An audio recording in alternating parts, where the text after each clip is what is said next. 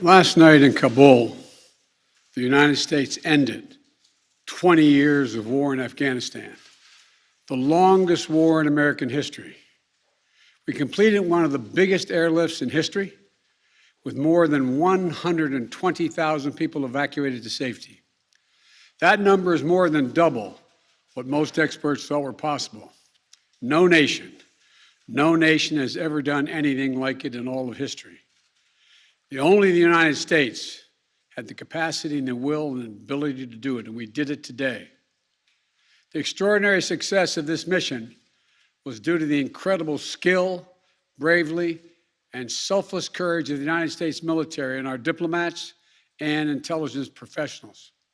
For weeks, they risked their lives to get American citizens, Afghans who helped us, citizens of our allies and partners and others on board planes and out of the country.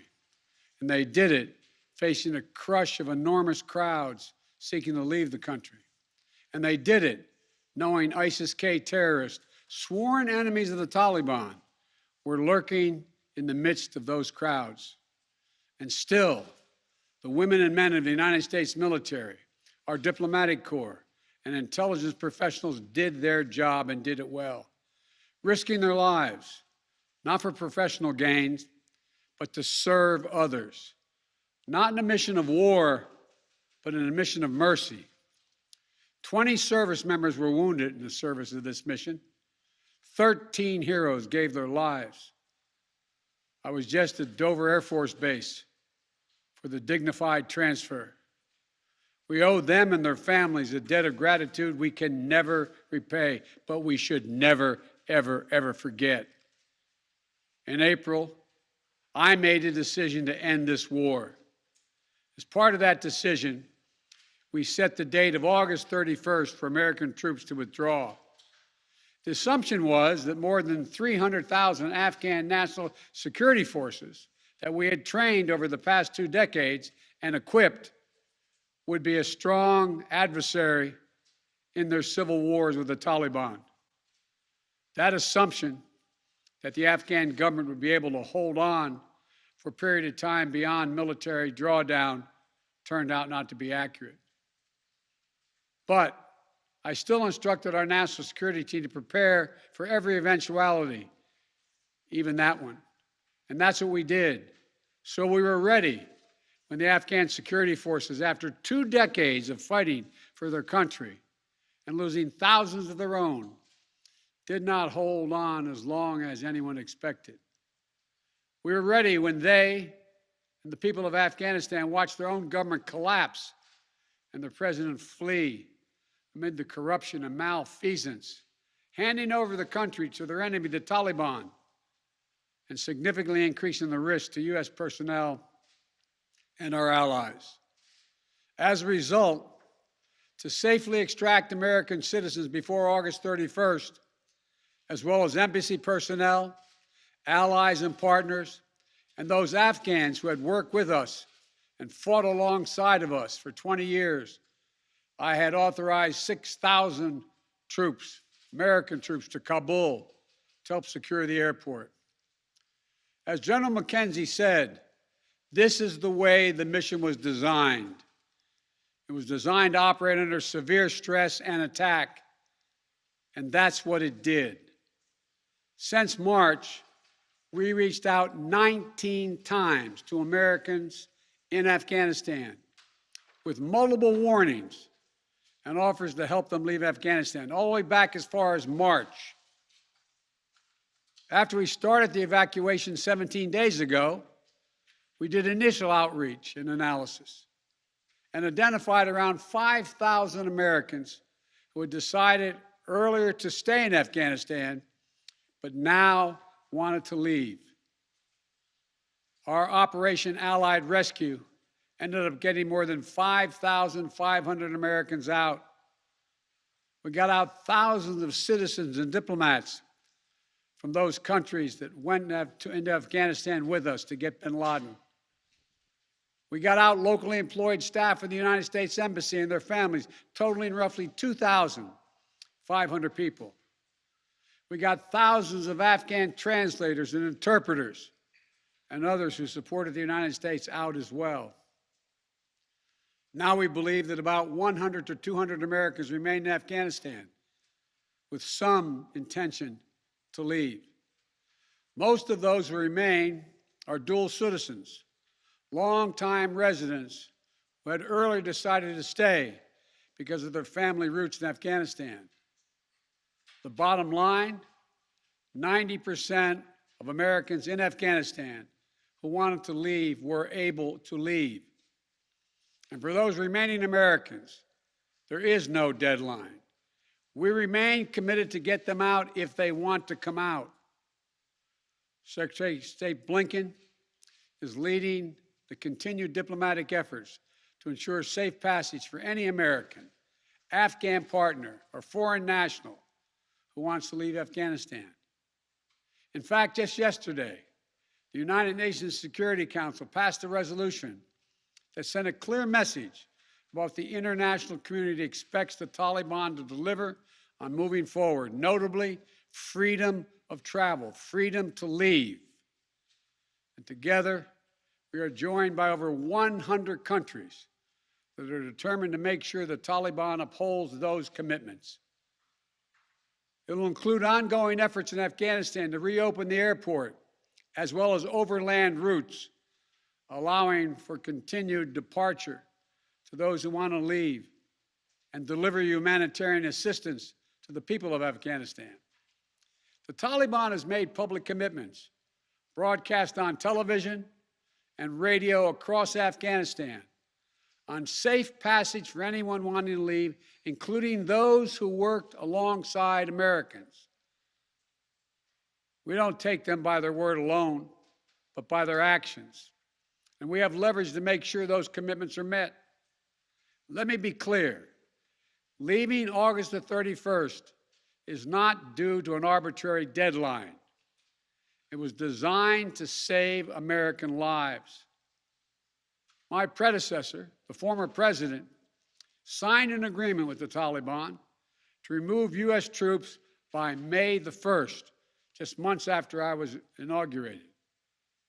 It included no requirement that the Taliban work out a cooperative governing arrangement with the Afghan government. But it did authorize the release of 5,000 prisoners last year, including some of the Taliban's top war commanders, among those who just took control of Afghanistan. And by the time I came to office, the Taliban was in its strongest military position since 2001, controlling or contesting nearly half of the country. The previous administration's agreement said that if we stuck to the May 1st deadline that they had signed on to leave by, the Taliban wouldn't attack any American forces. But if we stayed, all bets were off. So we were left with a simple decision. Either follow through on the commitment made by the last administration and leave Afghanistan, or say we weren't leaving and commit another tens of thousands more troops going back to war. That was the choice, the real choice, between leaving or escalating. I was not going to extend this forever war, and I was not extending a forever exit. The decision to end the military airlift operations at Kabul airport was based on the unanimous recommendation of my civilian and military advisors, the Secretary of State, the Secretary of Defense, the Chairman of the Joint Chiefs of Staff, and all the service chiefs, and the commanders in the field. Their recommendation was that the safest way to secure the passage of the remaining Americans and others out of the country was not to continue with 6,000 troops on the ground in harm's way in Kabul, but rather to get them out through non-military means. In the 17 days that we operated in Kabul, after the Taliban seized power, we engaged in an around-the-clock effort to provide every American the opportunity to leave. Our State Department was working 24/7, contacting and talking and in some cases walking Americans into the airport. Again, more than 5,500 Americans were airlifted out. And for those who remain, we will make arrangements to get them out if they so choose. As for the Afghans, we and our partners have airlifted 100,000 of them. No country in history has done more to airlift out the residents of another country than we have done. We will continue to work to help more people leave the country who are at risk. And we're far from done. For now, I urge all Americans to join me in grateful prayer for our troops and diplomats and intelligence officers who carried out this mission of mercy in Kabul and at tremendous risk with such unparalleled results. An airlift that evacuated tens of thousands, to a network of volunteers and veterans who helped identify those needing evacuation, guide them to the airport, and provided them for their support along the way. We're going to continue to need their help. We need your help, and I'm looking forward to meeting with you. And to everyone who is now offering or who will offer to welcome Afghan allies to their homes around the world, including in America, we thank you. I take responsibility for the decision. Now some say we should have started mass evacuation sooner. And couldn't this have been done in a more orderly manner? I respectfully disagree. Imagine if we'd begun evacuations in June or July, bringing in thousands of American troops and evacuating more than 120,000 people in the middle of a civil war. There still would have been a rush to the airport, a breakdown in confidence and control of the government, and it still would have been very difficult and dangerous mission. The bottom line is there is no evacuation from the end of a war that you can run without the kinds of complexities, challenges, and threats we faced. None. There are those who would say we should have stayed indefinitely for years on end. They ask, why don't we just keep doing what we were doing? Why do we have to change anything? The fact is, everything had changed. My predecessor had made a deal with the Taliban. When I came into office, we faced a deadline, May 1. The Taliban onslaught was coming. We faced one of two choices: follow the agreement of the previous administration and extend to have more time for people to get out, or send in thousands of more troops and escalate the war. To those asking for a third decade of war in Afghanistan, I ask, what is the vital national interest? In my view, we only have one: to make sure Afghanistan can never be used again to launch an attack on our homeland. Remember why we went to Afghanistan in the first place? Because we were attacked by Osama bin Laden and al-Qaeda on September 11th, 2001. And they were based in Afghanistan. We delivered justice to bin Laden on May 2nd, 2011, over a decade ago. Al-Qaeda was decimated. I respectfully suggest you ask yourself this question. If we'd been attacked on September 11, 2001, from Yemen instead of Afghanistan, would we have ever gone to war in Afghanistan? Even though the Taliban controlled Afghanistan in the year 2001? I believe the honest answer is no. That's because we had no vital interest in Afghanistan other than to prevent an attack on America's homeland and our friends.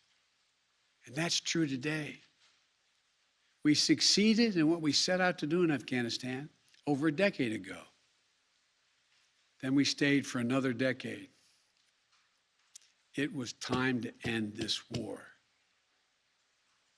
This is a new world. The terror threat has metastasized across the world, well beyond Afghanistan. We face threats from al-Shabaab in Somalia, al-Qaeda affiliates in Syria and the Arabian Peninsula, and ISIS attempting to create a caliphate in Syria and Iraq and establishing affiliates across Africa and Asia. The fundamental obligation of a president, in my opinion, is to defend and protect America, not against threats of 2001, but against the threats of 2021 and tomorrow. That is the guiding principle behind my decisions about Afghanistan. I simply do not believe that the safety and security of America is enhanced by continuing to deploy thousands of American troops and spending billions of dollars a year in Afghanistan. But I also know that the threat from terrorism continues in its pernicious and evil nature. But it's changed, expanded to other countries. Our strategy has to change too. We will maintain the fight against terrorism in Afghanistan and other countries. We just don't need to fight a ground war to do it. We have what's called over-the-horizon capabilities, which means we can strike terrorists and targets without American boots on the ground, or very few if needed. We've shown that capacity just in the last week. We struck ISIS-K remotely, days after they murdered 13 of our service members and dozens of innocent Afghans. And to ISIS-K, we are not done with you yet. As Commander-in-Chief, I firmly believe the best path to guard our safety and our security lies in a tough, unforgiving, targeted, precise strategy that goes after terror where it is today, not where it was 2 decades ago. That's what's in our national interest. And here's a critical thing to understand. The world is changing. We're engaged in a serious competition with China. We're dealing with the challenges on multiple fronts with Russia. We're confronted with cyber attacks and nuclear proliferation. We have to shore up America's competitiveness to meet these new challenges in the competition for the 21st century. And we can do both. Fight terrorism and take on new threats that are here now and will continue to be here in the future.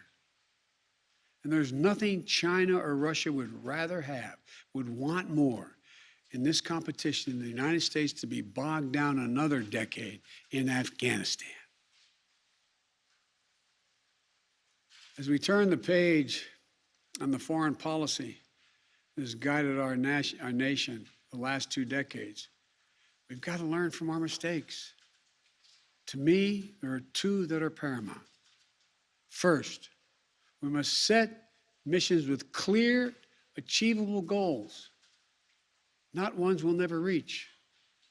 And second, we must stay clearly focused on the fundamental national security interest of the United States of America. This decision about Afghanistan is not just about Afghanistan. It's about ending an era of major military operations to remake other countries. We saw a mission of counterterrorism in Afghanistan, getting the terrorists and stopping attacks, morph into a counterinsurgency, nation building, trying to create a democratic, cohesive, and united Afghanistan, something that has never been done over many centuries of Afghan's history. Moving on from that mindset, and those kind of large-scale troop deployments will make us stronger and more effective and safer at home. And for anyone who gets the wrong idea, let me say clearly, to those who wish America harm, To those who engage in terrorism against us or our allies, know this: the United States will never rest. We will not forgive. We will not forget. We will hunt you down to the ends of the earth, and you will pay the ultimate price. And let me be clear. We'll continue to support the Afghan people through diplomacy, international influence, and humanitarian aid. We'll continue to push for regional diplomacy engagement to prevent violence and instability. We'll continue to speak out for the basic rights of the Afghan people, especially women and girls, as we speak out for women and girls all around the globe. And I've been clear that human rights will be the center of our foreign policy. But the way to do that is not through endless military deployments, but through diplomacy, economic tools, and rallying the rest of the world for support. My fellow Americans, the war in Afghanistan is now over. I'm the fourth president who has faced the issue of whether and when to end this war. When I was running for president, I made a commitment to the American people that I would end this war. And today, I've honored that commitment. It was time to be honest with the American people again. We no longer had a clear purpose in an open-ended mission in Afghanistan. After 20 years of war in Afghanistan, I refused to send another generation of America's sons and daughters to fight a war that should have ended long ago. After more than $2 trillion spent in Afghanistan, the cost that researchers at Brown University estimated would be over $300 million a day for 20 years in Afghanistan, for 2 decades. Yes, the American people should hear this: $300 million a day for 2 decades. If you take the number of 1 trillion, as many say, that's still $150 million a day for 2 decades. And what have we lost as a consequence in terms of opportunities? I refuse to continue a war that was no longer in the service of the vital national interests of our people. And most of all, after 800,000 Americans serving in Afghanistan, I've traveled that whole country, brave and honorable service. After 20,744 American servicemen and women injured, and the loss of 2,461 American personnel, including 13 lives lost just this week, I refuse to open another decade of warfare in Afghanistan. We've been a nation too long at war. If you're 20 years old today, you've never known an America at peace. So when I hear that we could have, should have continued the so-called low-grade effort in Afghanistan at low risk to our service members, at low cost, I don't think enough people understand how much we have asked of the 1% of this country who put that uniform on, willing to put their lives on the line in defense of our nation. Maybe it's because my deceased son, Bo, served in Iraq for a full year. Before that, well, maybe it's because of what I've seen over the years as senator, vice president, and president traveling these countries. A lot of our veterans and their families have gone through hell. Deployment after deployment, months and years away from their families. Missed birthdays, anniversaries, empty chairs at holidays, financial struggles, divorces, loss of limbs, traumatic brain injury, post-traumatic stress. We see it in the struggles many have when they come home. We see it in the strain on their families and caregivers. We see it in the strain on their families when they're not there. We see it in the grief borne by their survivors. The cost of war they will carry with them their whole lives. Most tragically, we see in the shocking and stunning statistic that should give pause to anyone who thinks war can ever be low grade, low risk, or low cost. 18 veterans, on average, who die by suicide every single day in America. Not in a far-off place, but right here in America. There's nothing low grade or low risk or low cost about any war. It's time to end the war in Afghanistan. As we close 20 years of war and strife and pain and sacrifice, it's time to look to the future, not the past, to a future that's safer, to a future that's more secure, to a future that honors those who served and all those who gave what President Lincoln called their last full measure of devotion. I give you my word with all of my heart. I believe this is the right decision, a wise decision, and the best decision for America. Thank you. Thank you, and may God bless you all, and may God protect our troops. President